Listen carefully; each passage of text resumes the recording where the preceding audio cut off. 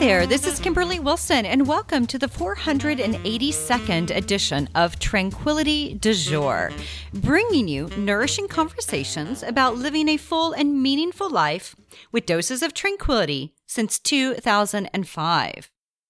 In this week's edition, I chat with Tracy McCubbin of dClutterfly about how to get started decluttering, which I thought was perfectly aligned with spring cleaning this time of the year, what are clutter blocks, and why this is such a freaking emotional process. I remember having a team member come and help me with my tiny little office. I mean, my office was, it was like you couldn't really walk in. It was more like an electrical closet sort of size. And I had a team member come and help me go through some things. And I remember it's like there was this old Tranquil Space stamp from our old logo, our old look. And I was like tearing up. I was like, I can't let it go. She's like, what are you going to do with it? So, I think back on that moment of really how emotional this whole process can be, and yet why it's so freaking important. And to help get us set up for spring cleaning, be sure to save the date. March 22nd is our next free seasonal TDJ live gathering from 8 to 9 p.m. And you can sign up for this for free. You'll find the show notes to this episode over at KimberlyWilson.com/482. You'll find a link to that, or just go over to KimberlyWilson.com and look for TDJ Live, and you will find everything you need. Also, this spring, I'm going to be releasing Tranquility Salon Online, and join the waitlist for this. This is going to be an amazing e-course, my first kind of 6-weeker that I've done in quite a while, years actually.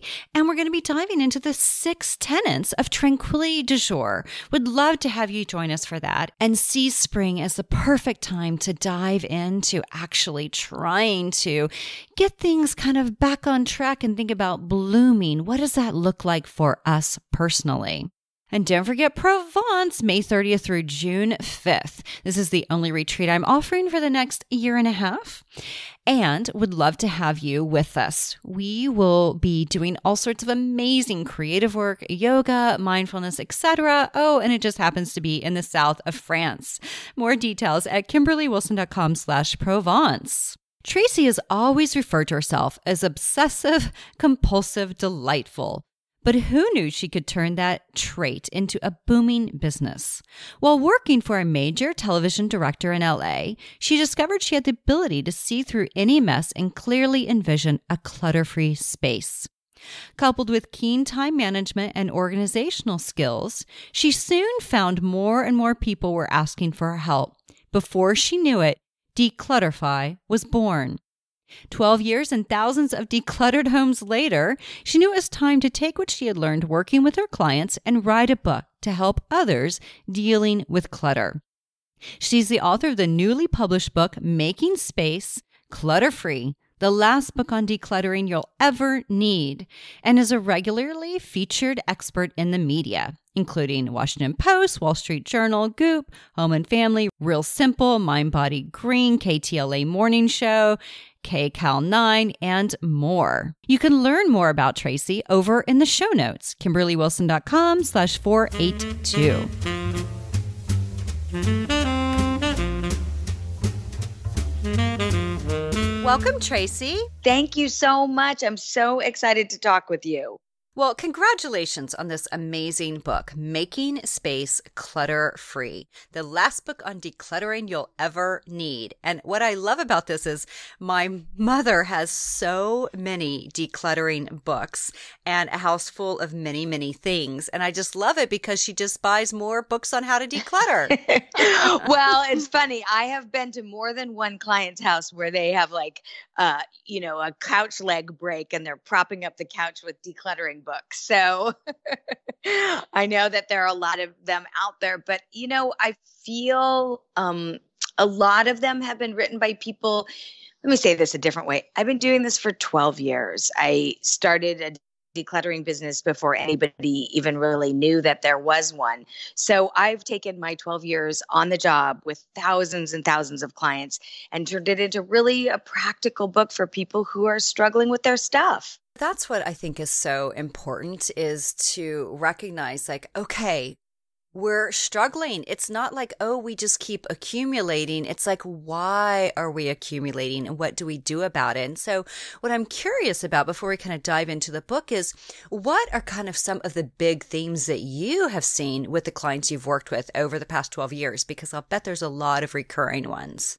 Oh, absolutely. I mean, I think for one thing, people have to understand that there are greater forces conspiring against us to fill our homes with stuff. In the 12 years that I've been doing this, online shopping was really invented over, Prime and Amazon overnight. And so the ease in which we can buy and the ease in which it can show up at our doorstep is unbelievable. And we all fall down that rabbit hole, right? It's so easy. I mean, I joke, my packages get delivered to my front desk at my building. And I joke, I'll order something and then I go to Amazon, the desk the next morning and they'll say, oh, you have a package. And I go, oh, it's a present, and I've hardwired my brain that when Amazon shows up, it's a present for me, but it's not. It's something I spent my hard-earned money on that is now stuff that I have to deal with. So I think that just the level of ease that we can buy now is really, really causing us to just have too much stuff. Well, I bet there's been some sort of study, right, that shows that there's a dopamine hit or, something like how we get a like on Facebook. Yeah. No, absolutely. I think it comes as like a action leads to a reward. I think the dopamine is the reward and the desire is the action. They've absolutely done it. So, I mean, I don't know. I joke and I think Jeff Bezos is going to come gunning for me, but I think that it's like gambling, like Amazon's like online gambling, right? You punch all these keys and things pop up and then the next day you get a reward. So absolutely there's science behind it. What is under the clutter? Okay, so you have this new approach and what is it that you're finding like this is underneath it all?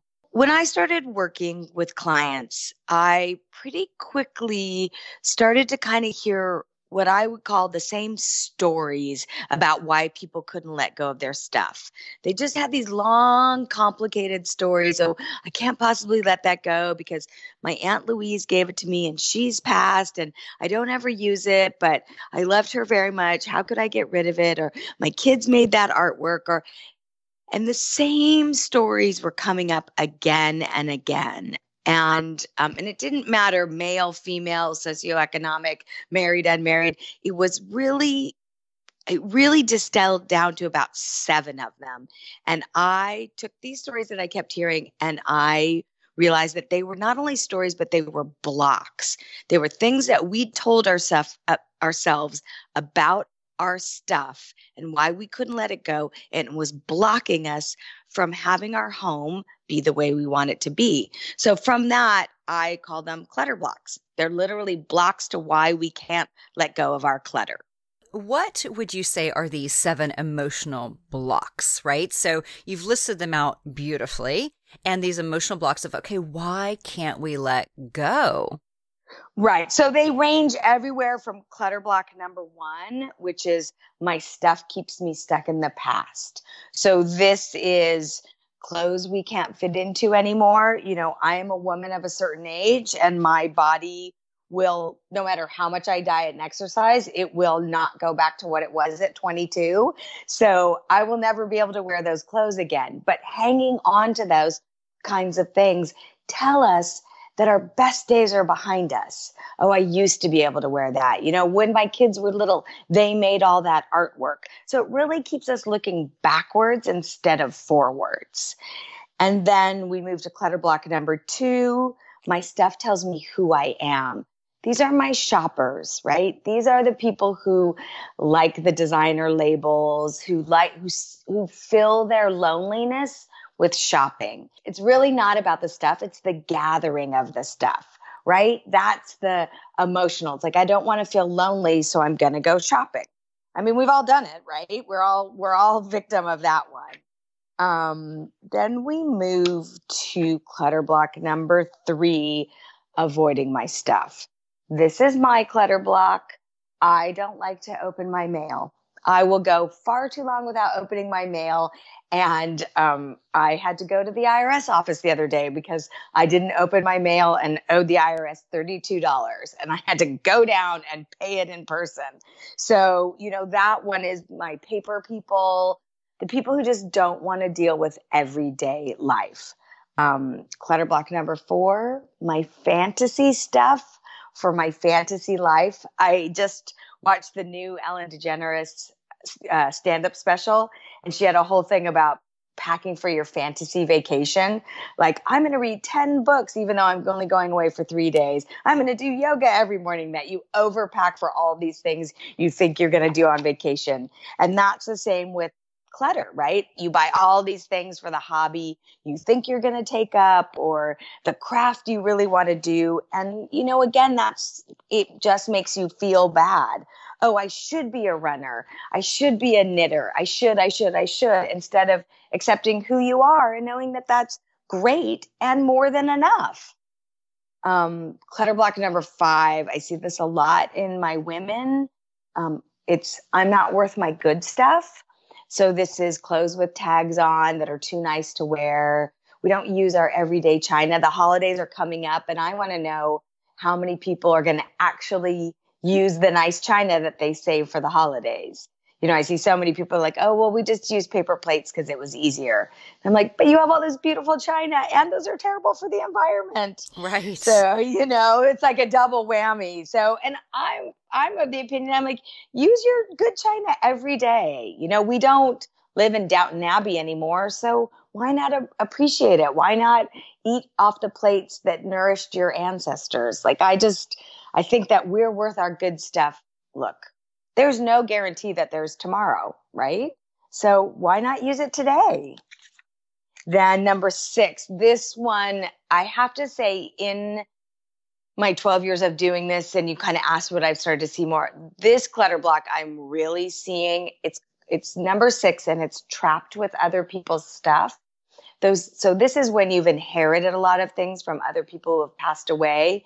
And as the boomers start to pass and as that generation starts to transition and move on, we are getting inundated with all the stuff that they had and nobody knows what to do with it. So they don't want to let it go because it was in the family for a long time, but they don't use it. So they're paying for outside storage to pay for it.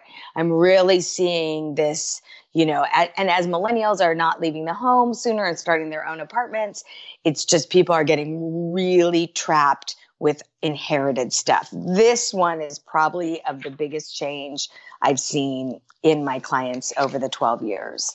And then the last one is clutter block number 7, the stuff I keep paying for. So this is the stuff that you bought that maybe was expensive and you never use. For example, exercise equipment. That is a perfect example. I go to so many clients' house and they have a giant treadmill in the middle of their bedroom. And I'm like, well, do you use this? And they say, oh, I use it every day to hang my clothes on, but they can't get rid of it because it was so expensive. So they hang on to it, but they keep paying for it. Because remember, Kimberly, our home has a value. We pay to live there. So if you have a room in your home that you can't use because it's so full of stuff, you're still paying for that, right? If you have a guest room that you're using as a storage depot and your grandkids can't come and spend the weekend, that's a cost to you. So people need to understand that they keep paying for their stuff even after they've bought it. Yeah, these are all so great, and I can relate to so many of them. And I kind of giggled with regard to the earlier piece about, kind of the fantasy life, right? Where you get really into like a hobby, or you think you're going to get really into a hobby. So you get all this stuff, and then you're like, Yeah.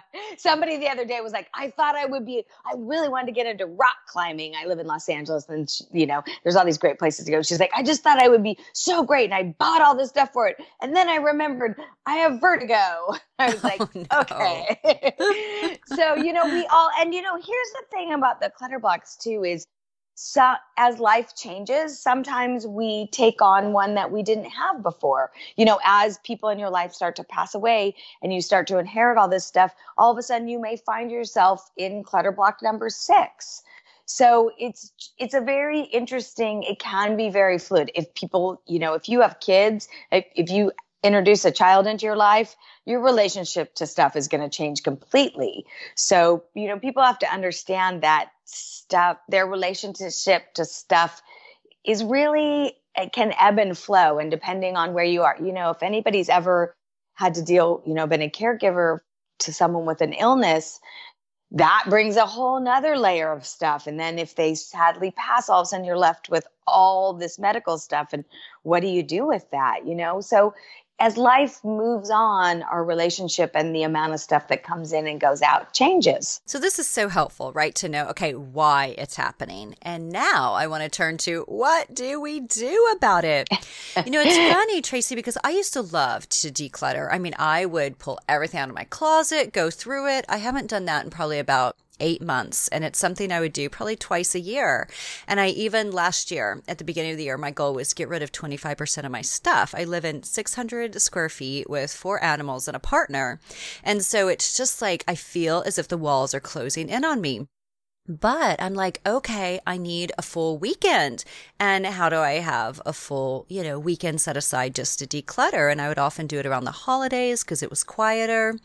And so I'm just curious. Now I feel a little paralyzed because I haven't done it in a few months. And what do you recommend? How do people get started?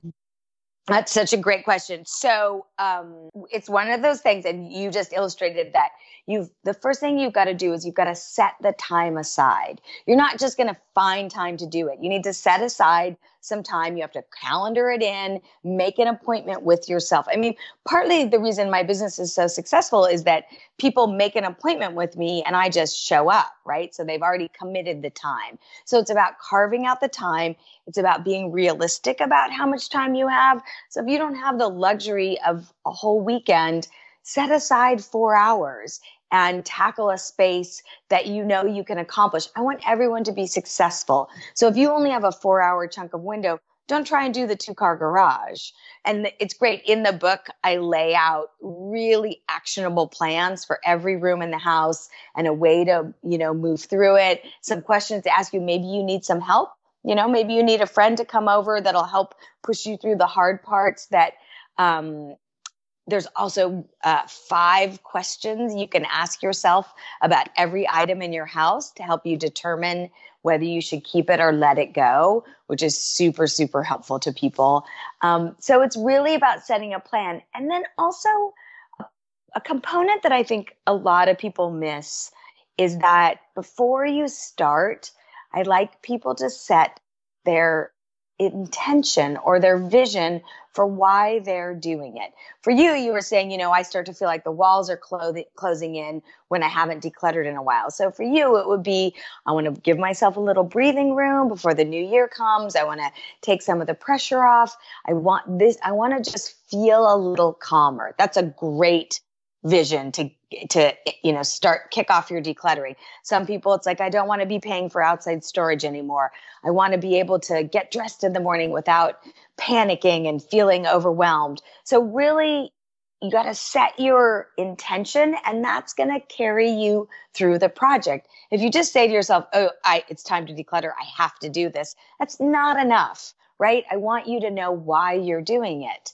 And once you can get clear on that, it makes the project so much easier. Yeah, I think that's so helpful to keep in mind. And, with regard to plan too, Tracy, what are some things that you're like, okay, you need to have this? Like I'll often set out a bunch of reusable bags, right? And then there'll be the one that goes to Goodwill, the one that goes to a friend who I think would like some of the stuff, and then the ones that really should probably just be tossed. But I'm curious, what are you like, okay, here's your toolkit for decluttering. That's great. So, and now here's another great tip is like, now that we're in the middle of the holidays and everything's showing up in boxes, save a few of those boxes, right? And really helpful, funny little things like you wouldn't think of, like get yourself some Sharpie pens, because then you can write on either a Post-it or the outside of the box or the bag, this is what it is. So what you want, this is my Goodwill bag, this is my friend bag, this is my trash bag.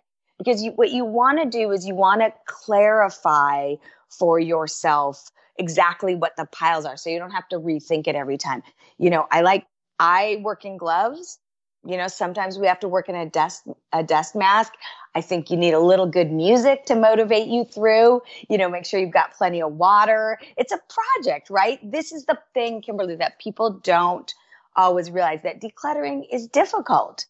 It's emotionally difficult, and it's also physical work. So, have a snack ready, have some nuts, set a timer, put some music on, understand that you're taking on a physical project. And if you're not moving as fast as you used to move, maybe this is a great time to ask for some help, right? Many hands do light work. This is a great time to call a friend in and help you get through it. And what I really want is people to set themselves up for success from the start, right? I don't want you to pull everything out and then leave it on a big pile in the middle of the floor, which is when I tend to get a call from clients. That pile's been there for 2 months. Can you come help me? So be realistic about your time and make sure you've got everything you need to be successful. I love that. And I love, too, the mention of bringing over a friend. I've done that. I did that one time, and I remember it was just so helpful. She's like, anytime that you're kind of debating, they're like, no, get rid of, you don't need that. You don't need 3 sets of towels. Things along those lines. I was like, oh, you're right. I've been holding on to these for 20 years, and I never use them. Well, and that's that's why a friend can be helpful, is that you're seeing things through another set of eyes. Or when you start to go into your story or your clutter block about why you should keep it, and they're looking at you like you're a little, nutso, you're like, oh, actually, you're right. I don't need 72 coffee cups. So sometimes having another person just helps you see it from another perspective. I have a very put together and stylish 19-year-old niece. So she comes and helps me do my closet, because she's like, I know, So it's great. So if you need a little support, reach out for it. And sometimes, I'll have people who will, they'll do one friend's hat. They'll go back and forth. When I was growing up, my grandma and my aunties used to do it together.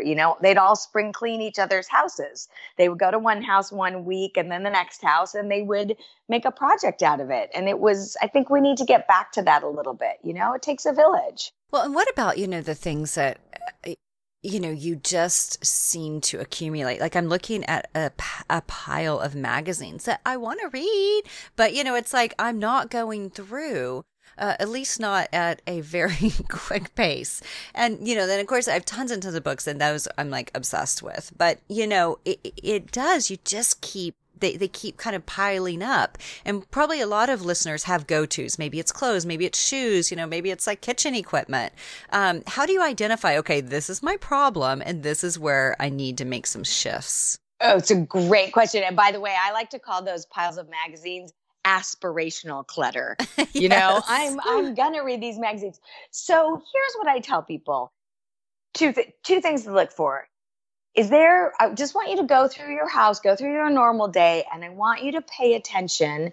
And if you need to make a note in your phone or in your journal or something, what room in your house causes you the most stress? What room, when you walk into it, do you feel like, is it getting dressed in the morning? Is it your kitchen? When you go to cook a meal, or you're like, oh, I just have to move all this stuff out of the way. What room isn't working? Because Kimberly, remember, at the end of the day, our home is a tool, right? It's where we rest. It's where we renew, refresh ourselves. It's a tool to take care of ourselves. So if our home isn't working, something's out of balance. So it's about paying attention to where your home isn't working, what room causes you the most stress. And then another really great way to tell is, if you can't tidy up a room, if you can't put it back together the way you like it in 20 minutes or less, then clutter has gotten the upper hand. And, how do we get to the point? Because I think this is a really important issue. Okay, we talked about why it happens, what to do about it. And then I think too, how to stop it. right? So you have a chapter on conscious consumption. And what do you recommend? I mean, I've heard people say like, wait 48 hours before you kind of pull the trigger on purchasing something. Or I love this rule of like, if you bring one thing in, you know, get rid of one thing. I tend to mainly buy consumables, you know, so like tea and things along those lines. But I'm just curious, what do you recommend on how to be a more conscious consumer? One of the first things I do with my client is when I'm having a conversation and I'll start to hear them say this, oh, I really need a new pair of jeans. I really need a new pair of jeans. And as I'm helping them with their closet and they already have 30 pairs of jeans, the first thing that I tell people is take the word need and replace it with the word want. Like really get clear with yourself that you don't actually, other than there's very few things we really need. And if you start acknowledging like, oh, I want a new pair of jeans, that's a very different conversation. And it just helps you be aware of that you're in a different space, that you're being mindful. Somebody told me this and I thought, that you were saying 48 hours before you buy. Somebody was saying for every $100 value of a thing, wait 24 hours to buy it and see at the end if you really want it and can really afford it. I thought that was fantastic. Also pay attention to when you travel. Think about how little you take when you travel and you don't miss anything. It's really about changing our relationship to our stuff. And when you do a big decluttering, also pay attention, look, we donate as much as we can, and that's fantastic, but pay attention to how much you throw away, right? How much you're putting in the landfill.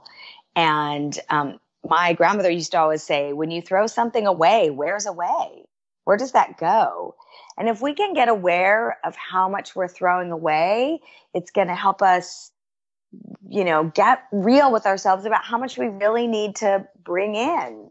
I've been reading a lot and trying to be so conscious myself about food waste, how much food we waste in this country, and just educating myself about, I think it's something like 40% of the food American households buy ends up in the landfill. When you start to hear numbers like that, you're like, you know what? I'm not going to buy 6 apples. There's only me. I'm going to buy 2 apples.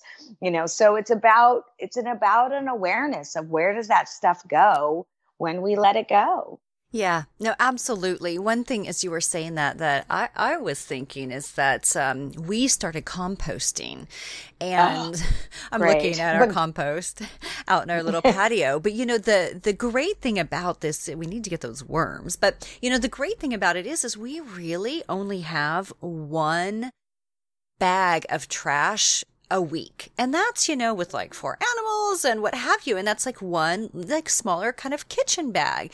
And, it really does make a difference whenever you start thinking about, okay, what of this food waste really can be composted? I drink a lot of tea. It's a lot of tea bags. It's like banana peels, avocado peels, things along those lines. And it's like, why put that into the landfill? Right. So then think about your stuff, right? Like think about clothes that you wear that you can't donate. Like that just gets thrown away. There's a lot of big cities now have fabric recycling programs, but a lot of stores, I think it's North Face, Patagonia, H&M, J. Crew does just denim.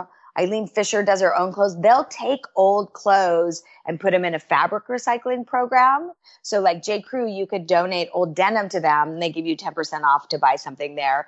But they take that old denim and they work with a program that turns it into house insulation. So, with a little bit of mindfulness, and by the way, I have a lot of these resources listed on my webpage. So we can, people can go to that if this strikes them. But with a little bit of research, not so much, Kimberly, you can find, a little bit of effort. We can make a big difference. And, I'm curious. Okay, Marie Kondo was all the rage this year. And, well, really for the past few years with her book and then the Netflix series. And I'm curious, like, how do you kind of navigate that when everyone's like, oh, but I want to do the Marie Kondo style? Or, it has to be tough when there's like a celebrity person, right? That everyone like wants to try to follow her way. Look, she started an amazing conversation. I think that it's just so fascinating to me that someone, not an American has caused us to look inward at our behavior. And I think she's fantastic. Actually, my book was written in a response to her book because I was starting to get all these calls from people who are like, so I tried the Marie Kondo way and I just have piles of stuff in the middle of my room. I can't do it. I broke down. It didn't work for me. And what I found is that for a lot of people, her method is a little bit oversimplified, that it's just one question and we have a much, much more complicated relationship than joy or not joy. So this book was written it's for the people that Marie Kondo didn't work for. I know a lot of people it worked for great, and that's fantastic. But I'm out there, I have a very successful business. I have 9 people who are on my crew. We're working all the time. The Marie Kondo way doesn't work for everybody, and that's okay. And that's where my book picks up. If it didn't work for you, there may be something a little bit deeper and a little more complicated. Right. I could never get into the folding thing. I know.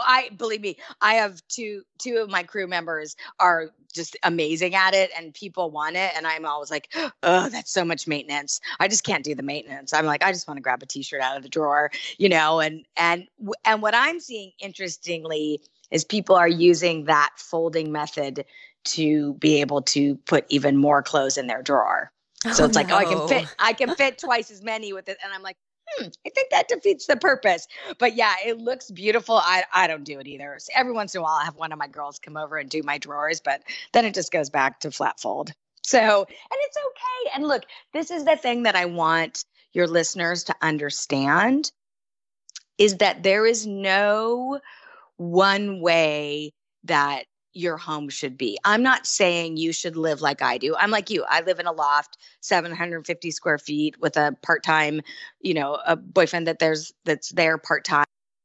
I'm like, I'm not a family of 5. So I'm not telling you that you have to have 30 books and X amount of stuff. What I'm saying is if your home isn't working for you, if you feel like your stuff owns you and you don't own your stuff, that's what I want to change. I want you to come home and feel relaxed. I want you to get dressed in the morning and feel great about walking out the door. I don't have a prescription for how much stuff it should be. I want it to work for you. I don't want, so many people who are dealing with clutter have a lot of shame around it. They've been told they're messy their whole lives. It starts when they're a kid. That's not what I'm talking about. I want it to work. I want you to be successful in your own home and feel fantastic. So there's not, there's not one prescribed way. It's so it works for you. Great. Well, I love this. And I think it's such a wonderful reminder of really it's not one size fits all. It's finding something that really works for you and your lifestyle and your needs and your wants. I mean, you may want to be surrounded by books or, what have you. I mean, it's like, or, easels with, canvases for painting. I mean, whatever it is, it's like there isn't one, you don't have to make a list of everything you own. I remember when that was really popular about 5 or 10 years ago. And I was like, oh my gosh, there's no way I could do that. Yeah, there's that one. And look, I've had a couple of clients and friends who have transitioned. They followed that capsule wardrobe and they just couldn't be happier. They just couldn't be happier. And then I have other people who are like, no, I like all my clothes. I'm willing to get rid of some stuff because I like it all. I think it's about an awareness and a and I just want it to work. I want your home to make you happy. That's what I want for everybody. Beautiful. And my last question for you, Tracy, is the name of this podcast is Tranquility du Jour. So how do you find tranquility in your everyday while running this business, helping others, clear clutter, writing books, etc.? For me, it's my cup of tea in the morning. My grandmother was Scottish and we drank tea together. I always like to take a few minutes and think about her. And for me, it's also exercise. It's getting on the treadmill. It's taking a walk. It's taking a yoga class. When I don't make the time for that, I just go completely pear-shaped, not emotionally and physically. It's really the exercise where that becomes my meditation. Beautiful. Thank you so much, Tracy. I appreciate you being here, sharing your wisdom, and writing this beautiful book, Making Space Clutter-Free. Thank you for having me, Kimberly.